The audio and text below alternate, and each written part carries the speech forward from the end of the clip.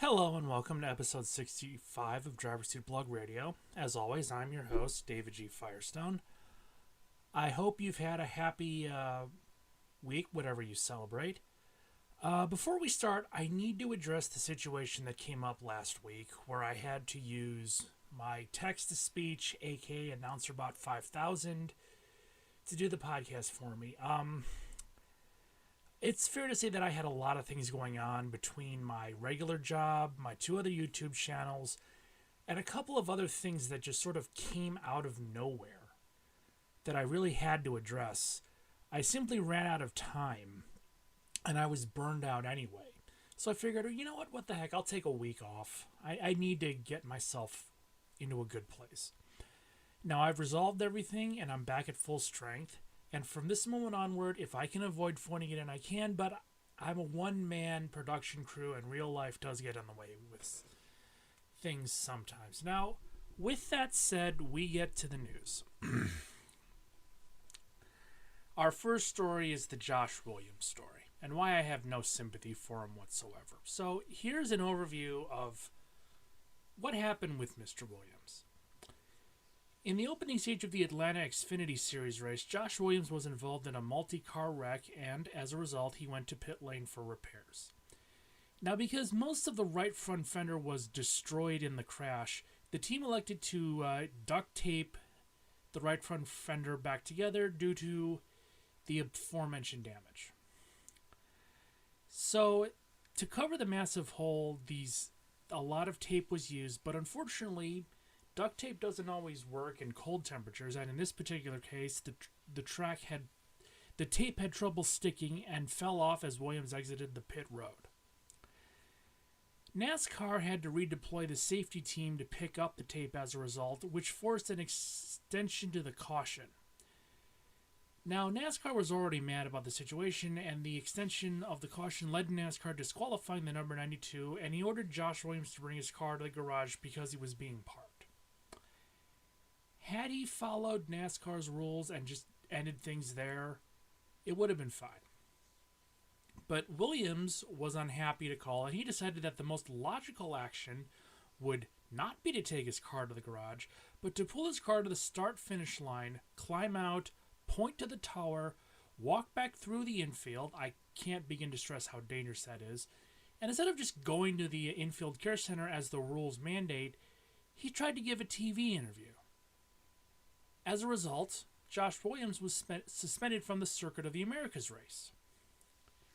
To quote NASCAR's exact statement on this, they said, and I quote, NASCAR Xfinity Series driver has been... Okay, let me try that again. NASCAR Xfinity Series driver Josh Williams has been suspended from competing in Saturday's race at Circuit of the Americas. Williams, the driver of the number 92 Chevy Camaro, was found in violation of sections 4.3.A, 4.4.B and D, 8.76 NASCAR Member Code of Conduct, and in-race violations for disobeying a NASCAR request. After being directed to take his car to the garage during last Saturday's Xfinity Series race at Atlanta Motor Speedway, Williams elected to park his vehicle at the start-finish line, exiting it and walking toward pit road. He will not compete in Sunday's Pit Boss 250. Yes, you have to get the sponsor name in when you're announcing a suspension. 5 p.m. at Eastern Time, FS1, PRN, SiriusXM, NASCAR Radio, because you have to get those plugs in too.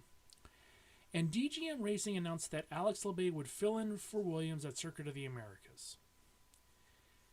Now, for most people, that would be a hint that maybe, just maybe, you need to step back, just say, look, I made a rash decision, I shouldn't have done it, and I apologize to my sponsors and my fans. Not that he has a lot of fans anyway, but he didn't take the hint. He decided to fire back. He released this statement on Twitter. After the release of NASCAR's statement today about the penalty from Atlanta, I want to take the time to say thank you, capitalized. I want to thank every one of my sponsors for their continued support. Alloy Employer Services, call 811.com, Cool Ray Heating, Plumbing, and Electrical, Starbright, Startron, Sleepwell Inc., Genuine Formulations, and Peg Leg Porker. I have no idea what that is.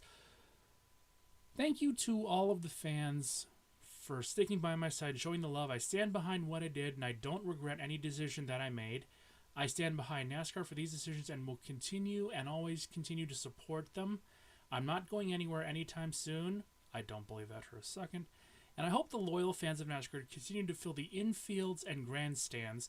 We will be back stronger than ever and ready to get the 92 DGM Racing Team Chevy up front. Peace and love, Josh Williams.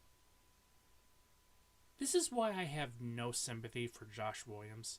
Because Josh Williams is one of these drivers who, I couldn't pick him out of a lineup if my life depended on it. But he was also one of these guys who was hot shit in the ARCA Menard series. He had 2 wins, 15 top 10s, and 50 top... 2 wins, 15 top 5s, and 50 top 10s. Since moving up to the National Series, he has no real success. He's had 8 top 10s, and he hasn't had a top 10 in 3 years. He's led 9 laps during that time. He's one of these guys who just needs to learn that it's not about you. He has done nothing in the Xfinity Series up to this point that can justify the arrogance that he was shown at Atlanta. He does not deserve sympathy in this respect. Now, sure, you can argue that NASCAR was wrong with the call about the tape. Maybe they were. But when you act the way he did, when you act like a dick, you forfeit any moral high ground you may have had. When you give people the rope they need to hang you with, don't be shocked if they hang you with it. And this reminds me of a story that happened back when I was in high school. I was in a math class that on a day I was out sick had a substitute teacher who they just disrespected and humiliated. I mean, they bullied this guy. And because I was in the class when the dean showed up the next day, I got yelled at with the rest of the class. I bring this up because he went on a long rant, and during the rant, he said 2 things that have stuck with me ever since, that I'm a better person for hearing, and that Josh Williams needs to learn. The first of the 2 quotes is, "There really is no future in being a moron." Well, Josh, I hope you can hear this. You've done little to prove yourself as a driver in the Xfinity Series, and you've done less to prove yourself as a human being.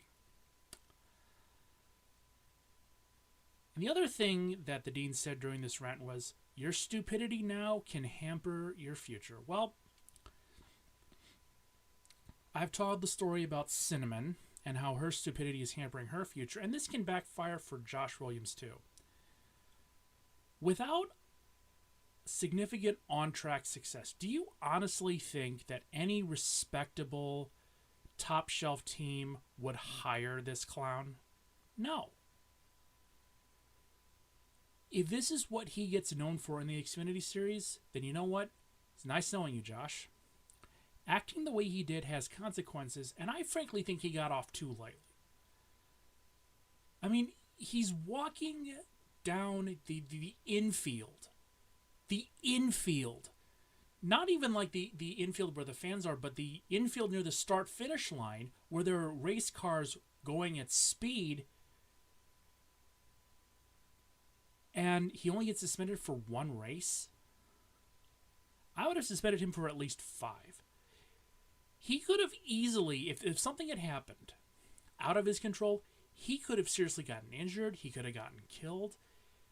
You honestly think that a car out of control at 150 miles an hour is going to somehow avoid this clown? No. They'd be scraping what's left of you out of the grass. What Josh Williams did was boneheaded, ill-advised, extremely dangerous, and a very harsh punishment should have been sent to make it clear to the drivers and the teams, you cannot act like this. Josh Williams needs a massive injection of maturity if he wants to be a true race car driver. I would be saying this if he was racing on a short track on a Saturday night for as a weekend warrior, let alone racing in the top national series of NASCAR. I think what happened with Josh Williams, NASCAR needed to send a very serious message. I think they fumbled the ball here. And I get why Josh was mad. I really do. I mean, I would have probably felt the same way, but again, you forfeit any moral high ground you have when you act like a dick. And at the same time, you make yourself unmarketable to people. Your sponsors. I mean, he's kissing ass. You read his statement, he's kissing ass.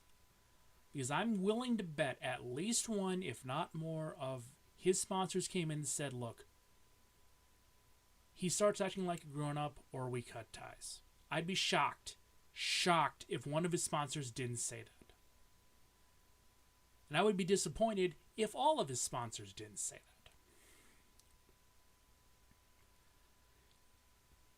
You've done little, again, he's done little to prove himself as a driver and less to prove himself as a human being, and he's going to have to answer for it soon. And I hope he learns. I doubt he will. Now, I'm just going to discuss something briefly because we had the Circuit of the Americas race. We've got more road course races in NASCAR than ever before, in the Cup Series at least.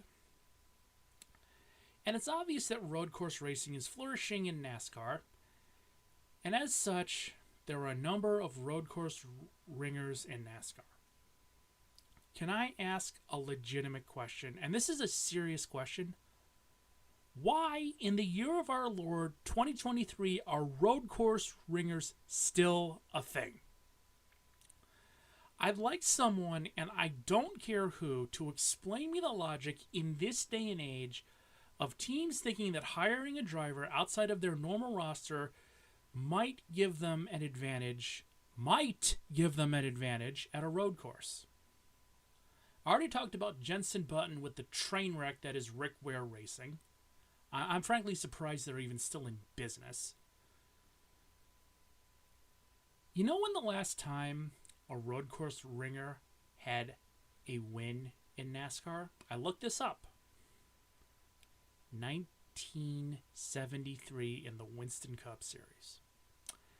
Specifically, the 1973 Winston Weston 500 at Riverside, which took place in January of 1973, and was won by Mark Donohue, who would later, a few years later, be killed in a wreck. So I'm going to ask again, why are road course racing ringers still in NASCAR, despite the obvious fact that this strategy has not worked in 50 years? I will say that again. This strategy has not worked in any capacity in 50 years in the Cup Series, yet for some inexplicable reason, it is still a common practice, and I want someone, and I don't care who, to explain why.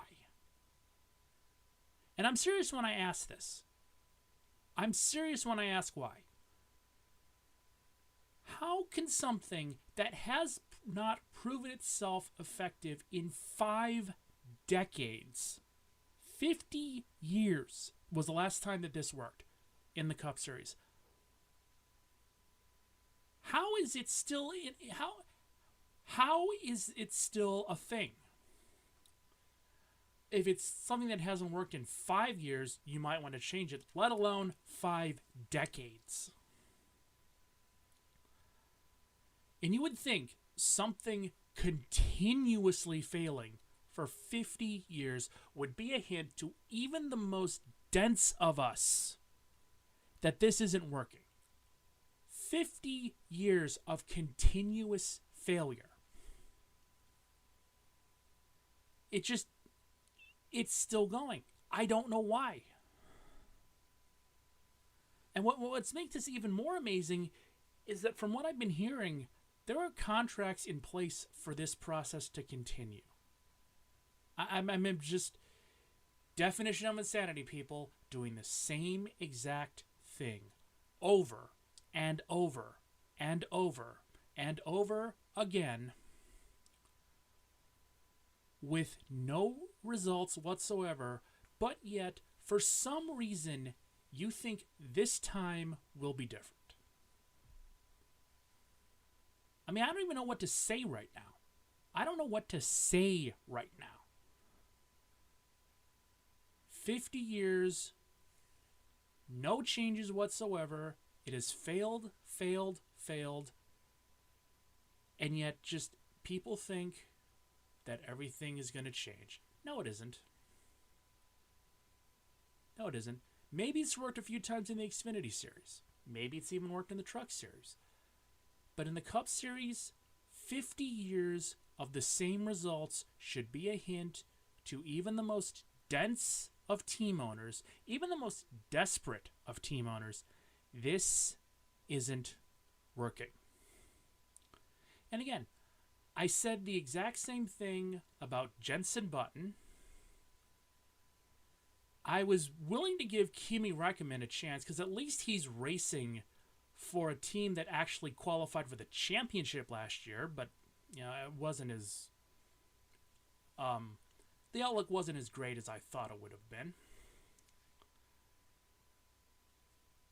And we got more road course races this year. We got the aforementioned Chicago Street Race. I know that there's at least a couple in place, but just someone just tell me why. After 50 fucking years, 50 fucking years with no success at all, is this still a thing? Go ahead. I'll wait. Oh, that's right. You can't. Because again, definition of insanity. Now, we're going to take a break, and then I'll talk about some non-racing stories I've been wanting to discuss as of late, so let's get to that.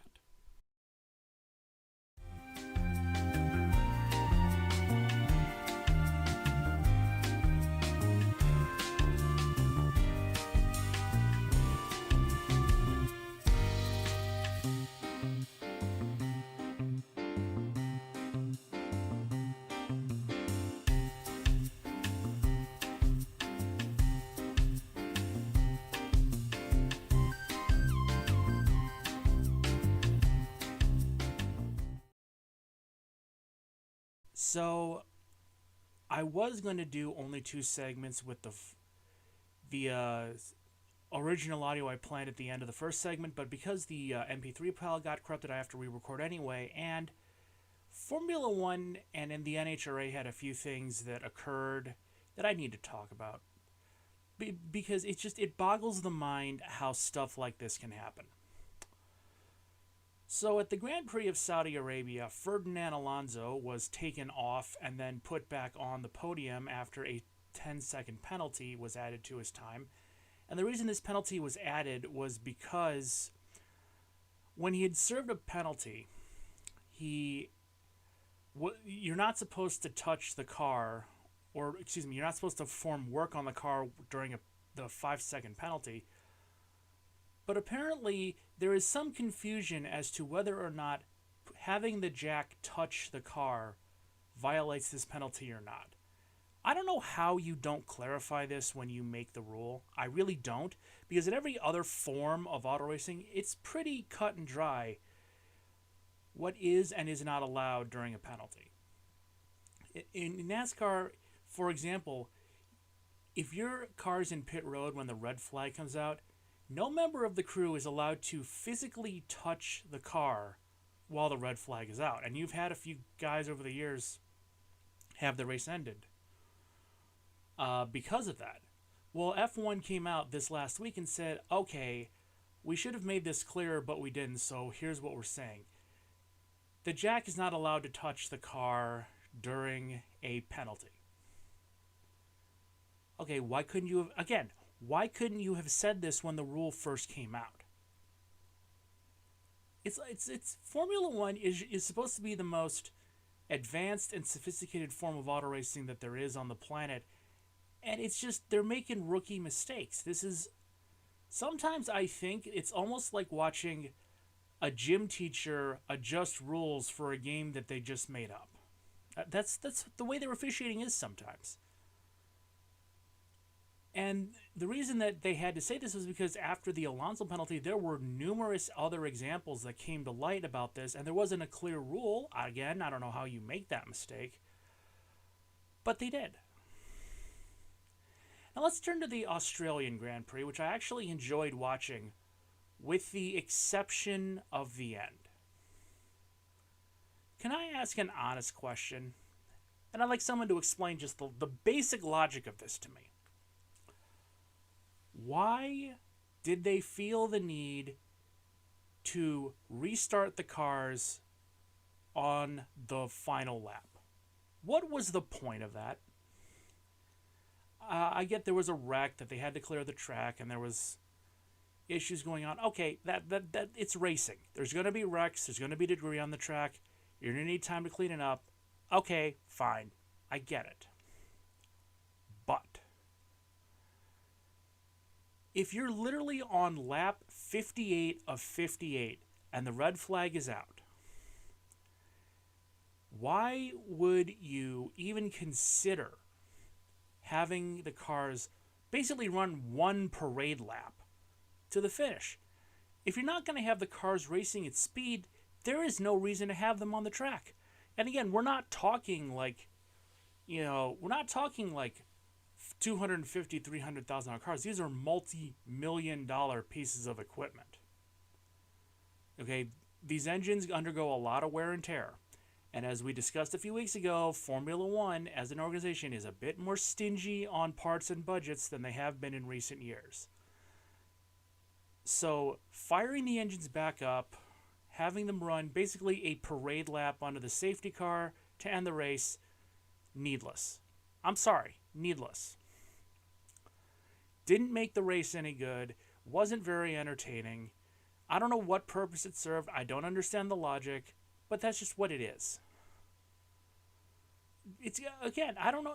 There are decisions that are being made at high levels in Formula One that to most people make no sense. Logically, don't make sense. But these are the decisions that are being made. I don't know what else to say, but that's all I'm going to say. Now I'm going to spit some ire towards the NHRA. The NHRA, I mean, yeah, they've made some bad decisions. Pro Stock, the engine issue with Pro Stock where they redesigned the engines and it made the category pretty much non-competitive for a year. But here's my question. And this is a serious question. Why do people still think, despite all evidence to the contrary, that Rick Ware Racing partnering with Clay Millican is somehow going to end in success? How is that going to work?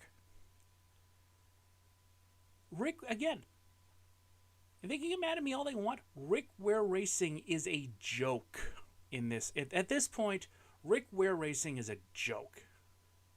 They're one of these teams that they spend large amounts of time, money, and resources and effort with zero success. Zero success. They don't do well in IndyCar. They don't do well in NASCAR. They don't do well in IMSA. Do you honestly think the NHRA is going to be the one? It might be the one that breaks the combo. But you know something? The NHRA is a much different animal than circle track racing. So and there's a lot more chance that the underdog can win. I mean, there's been a lot of examples over the years. But could we stop just acting as though that the excuse me, got a bit of a frog in my throat tonight. Could we stop acting as though that this is a good decision? I mean, it's already proven more or less that it's not. I'm sorry, I've met the guy, I've gotten pictures with him, I've gotten autographs from him. I like Clay Millican. He's a good driver, he's a good person. But having looked objectively at everything, partnering with Rick Ware is probably not going to get you much, if at all. I mean, what has it done for his... Again, no on-track success at all. Zero on-track success at all. Yet there are announcers and people within the NHRA who are still convinced that to some extent this is a good thing. No, it isn't. Clay Millican, I'm willing to bet, was very desperate in terms of needing resources. That's the only reason that I can think of that he would willingly sign with Rick Ware Racing. I don't understand in this day and age why people can't see this.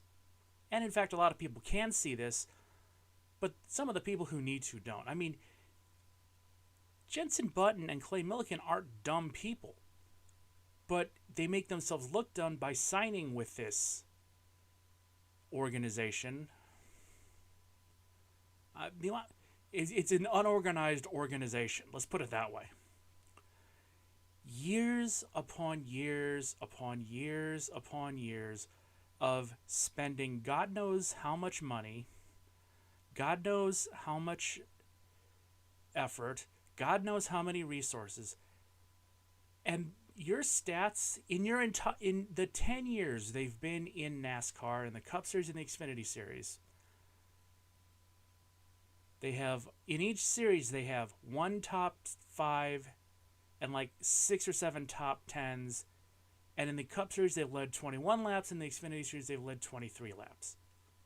Why does this team still exist? You have had teams that have actually had good to great records go under, yet for some inexplicable reason Rick Ware Racing still chugs along. It's again,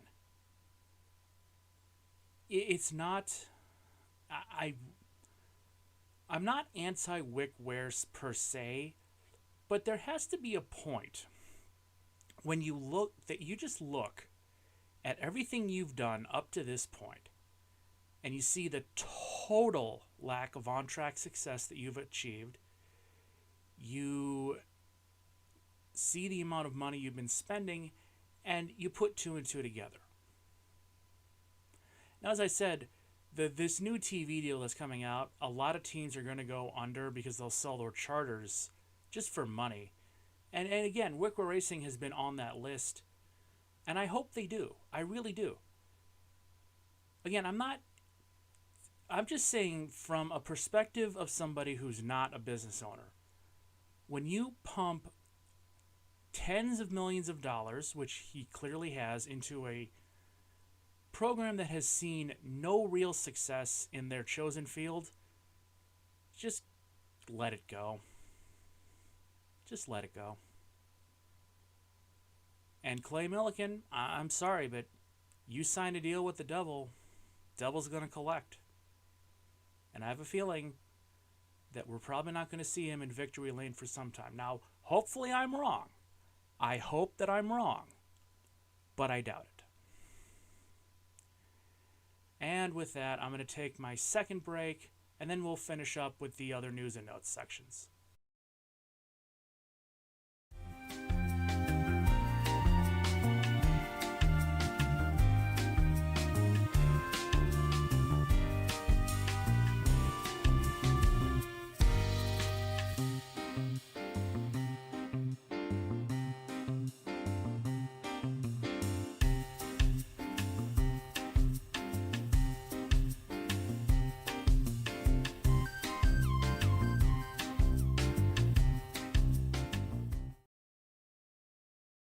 And I'm back. I've got a few non-racing stories I've been wanting to discuss. But before we get to that, I'm going to not talk about the LIV golf for a while because one of the stories I was originally going to discuss was about it. But I'm waiting for something to play out. So as soon as that plays out, I'll get back to it. I'm also going to talk about the street race for a while because I'm just tired of yelling about it. But anyway, we're going to discuss some non-racing news stories. The first is about something calling themselves Major League Cricket. Apparently, and I think most people did not know this, there is a $120 million cricket startup in the United States. Now, this has apparently existed since 2019, and this summer, 6 teams will start playing each other in I don't know if it's a tournament or a points-based champ. I'm not 100% sure what it is, and the articles that I've read do little to clear it up. But there's 6 different teams, and these team names are some of the worst names that I've ever heard when it comes to American sports team names. They are the Los Angeles Knight Riders, the MI New York, which is that one kind of does require an explanation because MI New York is owned by a Mumbai-based cricket team. Because a lot of these teams are owned and financed by international groups, and so MI is a reference to the team that owns the New York franchise, which is fair enough. The San Francisco Unicorns, the Seattle Orcas, the Seattle Orcas. It's been a long day. The Texas Super Kings and the Washington Freedom. Now, I'm giving MI New York a pass for obvious reasons. And I'm giving the Seattle Orcas a pass because, let's be honest, that's the best name of all the team names. I'm sorry. The Knight Riders just... No. Washington Freedom, no. They sound like they were named by 4th graders in a competition. Seriously, the Texas Super Kings? The San Francisco Unicorns? To the people who do cricket, who are not familiar with how American sports franchises work, here's a little intro. A lot of American sports teams are named after either something related to the city. To be fair, the Unicorns and Ochres did nail that. But a lot of them are named after fierce animals, or things that would make you as a person scared, like warriors, bears, tigers, lions, eagles, sharks, and the like.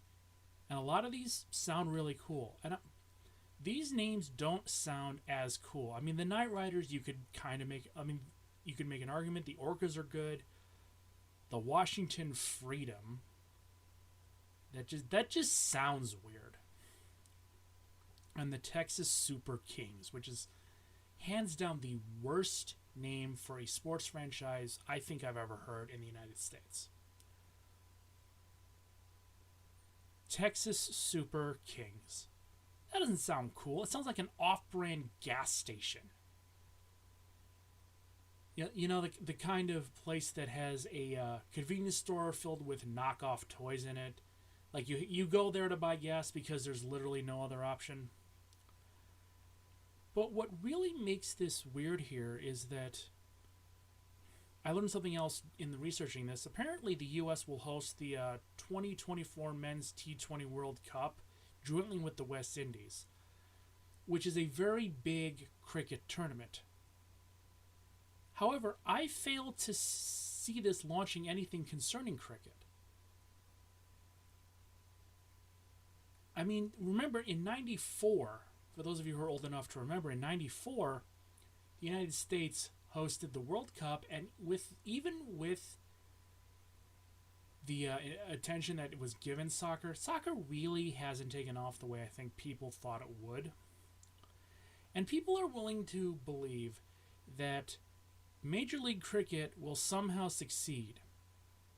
Now, maybe it will, but it has to overcome one major issue that nobody seems to be addressing. There is a total lack of cricket culture in the United States. And we have a lot of immigrants, and they come from places where cricket is being played. But there is no cricket culture in the United States.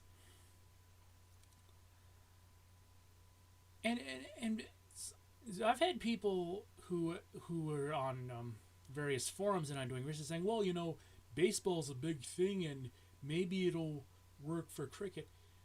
Look, we had the World Baseball Classic. The United States was in the finals.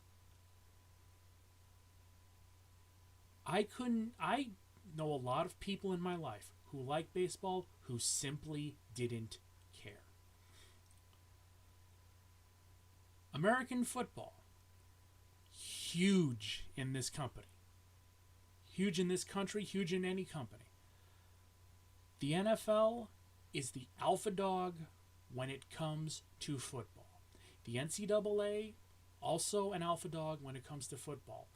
There are two alternative leagues to the NFL, the USFL and the XFL. And if the XFL ratings are any indication, Americans do not care about renegade football leagues. And if the XFL and the USFL have shown over the last years, Americans really don't care about non-established leagues. That's just the way it is. You're talking about an alternative league in a sport that is deeply entrenched in the culture of the United States of America. Nobody's arguing that. The USFL and the XFL, both have been tried. Both are actually well known in terms of football history. Nobody cares. Nobody cares.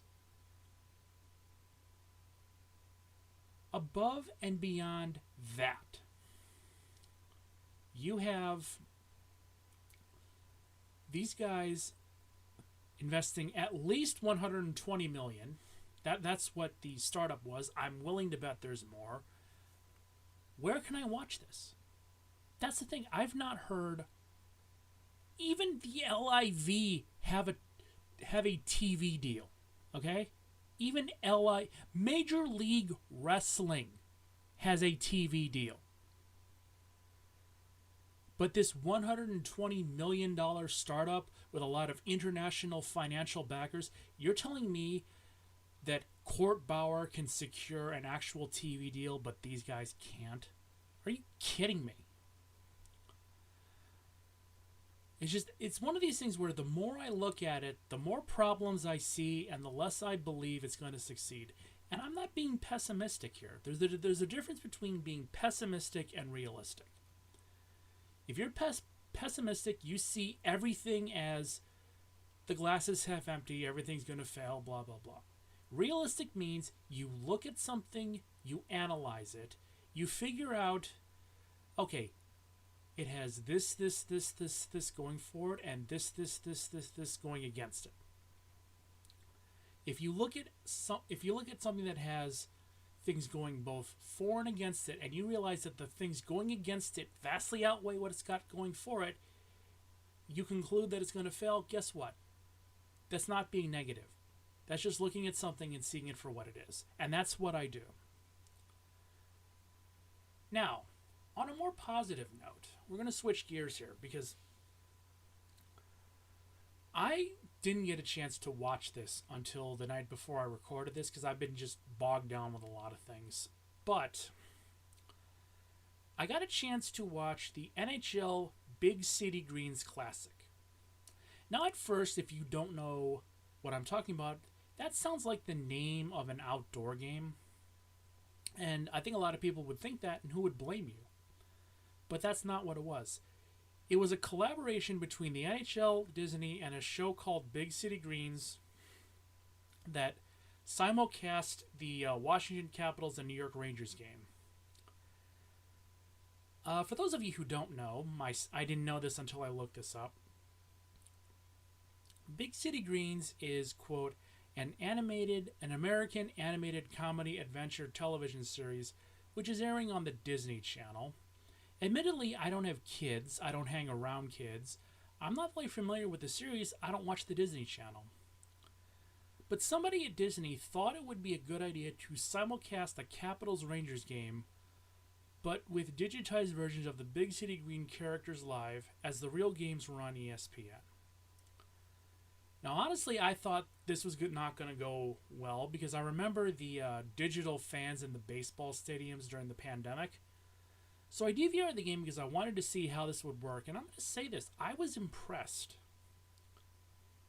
And I think they should try this again. I say this because, first off, the digital characters in the game looked very smooth in terms of not having glitches and just looking very good. I also can say that this was much better than the NFL on Nickelodeon. What a joke that was. And third, and I'm going to say this, I would be stunned if this somehow does not lead to a new kids-themed NHL video game. I'll be stunned and I'll be disappointed. And if you had told most people watching this that there were going to be releasing a video game of Big City Greens and the NHL, a hockey game geared towards really young kids like 4, 5, 6 who thought that was fun, I would be completely on board. People would take it at face value, and realistically, if it was done as smooth as the telecast was, it would work. It works surprisingly well. It looked very good, and this might be done again. I'm officially on board. And if you make this into a video game, well, that's $1 million idea right there, which I'm giving Disney free of charge. Okay, so this last one I've been wanting to discuss for a while too. As I may or may not have mentioned, I'm a fan of pro wrestling. I see it for what it is. I'm not one of these guys who takes it as real. I understand that it's predetermined, but there's a lot of weirdness that goes on in and out of the wrestling business, and if you ever want to have some fun, go to a site which is one of my favorite wrestling sites. It's called WrestleCrap.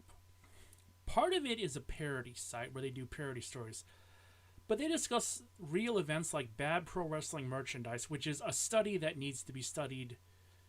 If you're not familiar with bad pro wrestling merch, you're missing out, because it's just, you could have a list of 100 worst pieces of wrestling merch, and there's maybe 2 or 3 that could be on there that you consider bootleg, because a lot of really bad licensed wrestling merch exists in the world. Now, there's another section of the site called Jobbers of the Week. For those of you who don't know, a jobber is somebody who gets paid to lose. And then there's a new column that features Vince Russo, former head WWE and WCW writer, trying to explain his bad writing and why it's not his fault. I can tell you right now, I am more coherent on this podcast than he is writing, and you really have to see his writing style to truly appreciate it. But the one thing that WrestleCrap is known for above all else, it's the most important part of the site, is called the Gooker Award. Now, this award is for the worst moment, event, storyline, plotline. It's basically the worst thing in wrestling in the year. I've been wanting to discuss this for some time because the 2022 award went to the worst event justifiably the worst event in wrestling in 2022, which was a really bad move by everyone involved, Ric Flair's last match. Now, Ric Flair is a 74-year-old professional wrestler from North Carolina. He's been wrestling since 1972. He's had a number of health and personal problems, which have more or less led him to ending his in-ring career, but he wanted one more match. Because I think he's retired more times than Brett Favre, which is kind of amazing, but the pay-per-view in question was called Ric Flair's Last Match. It was independently produced and promoted, and there was quite a few matches on this card. The main event being Ric Flair's last match, which was not a singles match, which you would have expected, no. A tag team match. Ric Flair and his real-life son-in-law, Andrade El Idolo, against Jay Lethal and Jeff Jarrett, with Flair and Andrade winning. I mean, between the time he walks out for his entrance and the match ends, Ric Flair shows his age. And I'm sorry, I liked Ric Flair back in the 90s. This just was bad. Rick couldn't go anymore. He had to bleed, because of course he does. The match went on for 27 minutes, which, to put that in perspective, the second longest match went about 11 minutes, so it's literally twice as long as any other match on the card. And then, really, the rest of the card wasn't much better. It's just, it was one of these things that there was, obviously, Rick wanted to do it, but you didn't need to build an entire, 15 people. You didn't need to get, 20 people to wrestle in 10 other matches on the card. Even more than that, but it wasn't good. Nothing about it could be justified. Now, I did vote in this poll, as do a lot of people who frequent WrestleCrap, and if you want to understand how bad of an event this was, Ric Flair's last match won with 48% of the votes. To put that in perspective, second place was 15%. You could take 7 of the other 9 entries, combine them, and you'll get the exact same percentage as Ric Flair's last match. And it's not like the rest of them were any better, because you had, amongst the others, you had Vince McMahon versus Pat McAfee at, I don't even remember what event that was, but it was not good. The murder mystery of Eric Young, because that's what wrestling fans want to see, dinner theater level murder mysteries, because why would you watch wrestling for wrestling? The baffling switching of Lacey Evans from babyface to heel. Dexter Lumis fights The Miz for 2 giant bags of money in a ladder match, which the wrong person won, by the way, because The Miz should not have won that. And a stable called Maximum Male Models, which if I wanted to bitch about that, I'd be here for an hour. If you've seen any of these, I'm sorry. If you haven't seen them, don't. And I should also mention that even though the name of this event is Ric Flair's last match, a lot of people have theorized this might not be Ric Flair's last match.